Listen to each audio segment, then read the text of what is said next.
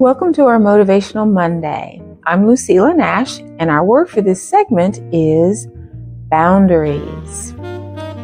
How often have you found yourself in situations where you routinely put your needs or wishes aside in order to meet or appease the needs or wishes of others?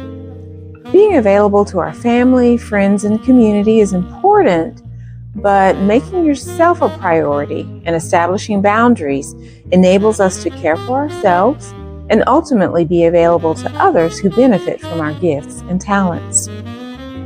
Boundaries are the limits we establish to protect our emotional, mental, and physical space.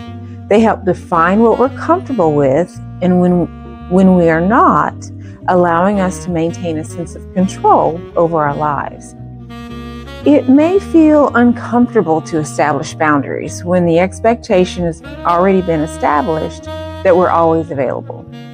Many of us have been taught to be people pleasers, which means others' needs come before our own, and we put aside personal limitations at a cost to our own emotional, psychological, or physical well-being. When boundaries are not set, we run the risk of experiencing anxiety, burnout, and becoming emotionally exhausted. I'd like to offer 4 reasons why boundaries are important. Number 1, it prevents burnout. When we overcommit to others, we run the risk of becoming burned out and emotionally exhausted. Setting limits enables us to measure our time and protect our energy and well-being. Number 2, reduces stress and anxiety. When we become overwhelmed with the demands of others, it's easy to become anxious and stressed out. Boundaries allow us space to prioritize our needs and minimize external pressure to overextend ourselves. Number 3, improved emotional regulation. Healthy boundaries reduce the possibility of becoming emotionally drained, resentful, or being manipulated by others. And lastly, number 4, promotes mutual respect. Clear boundaries set the foundation for healthy relationships. Respect and trust are essential variables in meaningful relationships, and people we care about deserve to know and understand our needs and limitations. If boundaries are not valued or respected, the relationship may not be healthy. The last 4 points I'd like to offer relate to how we begin setting boundaries that promote mental fitness. Number 1, identify your limits by conducting a self-evaluation. Identify the things that bring you joy as well as create distress or discomfort. As much as it's in your control, determine the limits needed to decrease negative feelings and increase feelings of well-being. Number 2, clearly verbalize your limits.